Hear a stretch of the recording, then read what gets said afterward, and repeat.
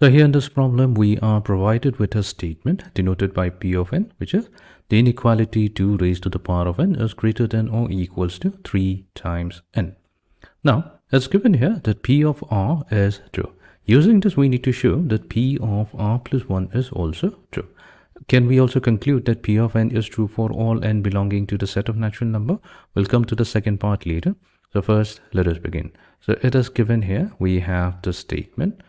Given the statement P of n such that we have 2 raised to the power of n that's greater than or equals to 3n. So this is a statement that is given to us. Now what we'll do, we are also given that P of r is true. This is also provided to us. Now what is P of r? So P of r, the statement P of r is simply 2 raised to the power of r. This is greater than or equals to 3 times r. All we are doing is replacing n with r. So let's call this number 2. This is our statement number 2. This is a true statement. Using this, we have to show that P of r plus 1 is also true. So what is P of r plus 1? So let's first write down to show P of r plus 1. This is a true statement. So we're going to specify what is the statement P of r plus 1. So P of r plus 1 is 2 raised to the power of r plus 1. This must be greater than or equals to 3 multiplied to r plus 1. So we take the help of statement number 2 and replace r with r plus 1. So this is what we need to show. Now in order to show that, let's call it number 3, that 3 is a true statement, we're going to take the help of statement number 2, which is a true statement. Okay, now in order to prove statement number 3, we're going to take the help of statement number 2, which we have already considered to be a true statement. So from statement number 2, we have considered that 2 raised to the power of r, that this is greater than or equals to 3r. Let's multiply both sides with 2, such that we have 2 multiplied to 2 raised to the power of r. So this is going to be greater than or equals to 2 times 3r. Fine. Now 2 multiplied to 2 raised to the power of r, so that's 2 raised to the power of r plus 1. So this is going to be greater than or equals to 2 times 3r, so that's simply 6r. Now 2 raised to the power of r plus 1, so this is going to be greater than or equals to, now instead of writing it as 6r, we can write it as 3r plus 3r. Now the reason why we are writing it as 3r, so let's call it number 4. We'll come back to this equation in a moment. Now we know for a fact that r, what is r here? R here is a natural number which is greater than or equals to 1.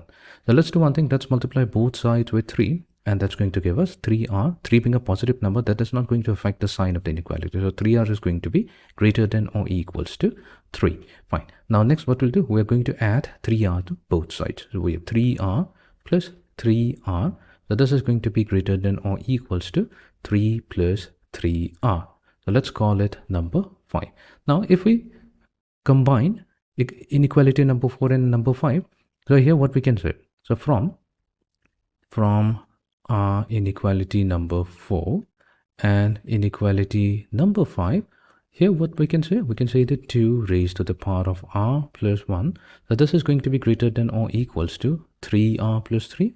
Right? We have already showed in number 4, and 3r plus 3r, that is greater than or equals to 3r plus 3, which we have verified in number 5. So that means, in short, we can say this simply implies that 2 raised to the power of r plus 1, and it is going to be greater than or equals to 3r plus 3. Now what is 3r plus 3? So we can simplify this, further simplify this to get 2 raised to the power of r plus 1. This is greater than or equals to 3. If we take it as the common factor, 3 gets multiplied to r plus 1. And this is exactly what we needed to verify. So we needed to show the 2 raised to the power of r plus 1, that is greater than or equals to 3 times r plus 1. So we have been able to show this. So this means that our statement P of r plus 1 is true. Provided, let's write it down, provided P of r is true. So that means whenever P of r is true, P of r becomes automatically true. So we have successfully proved our problem. Now let's come to the second part of the problem. So here can we conclude that P of n is true for all n belongings to the set of natural numbers? So here, let's say we consider n equals to 1.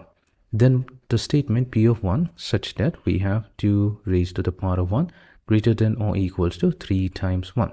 So this gives us 2 greater than or equals to 3. Is this a true statement? No, this is a false statement. So that means p of 1 is false here. That means we can say that the statement p of n is not true if n equals to 1. Let's verify it for n equals to 2. So here we have p of 2 such that we have 2 squared greater than 3 times 2. So 4 is coming out to be greater than or equals to 6. Again, this is untrue. So here also we can say that p of 2 is false. This is false as well. What about n equals to 3? Then p of 3 such that we have 2 cubed. 2 cubed is greater than 3 times 3. So 2 cubed, that's 8. 8 is greater than or equals to 9. No, that's again it's false statement. So p of 3, so this is false as well. Now what about n equals to 4? So if we take p of 4, so this time we're getting 2 raised to the power of 4 greater than or equals to 3 times 4. So 2 raised to the power of 4, so that's 16. 16 is greater than or equals to 12. Now this is a true statement. So here we can say that p of 4 is true.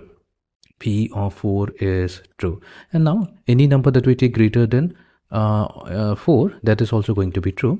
So we can say here that p of n is going to be true, but it's not going to be true for n equals to 1 to n true. It's going to be true for all n greater than or equals to 4. Only when n value is greater than or equals to 4, then it's a true statement where n belongs to the set of natural numbers.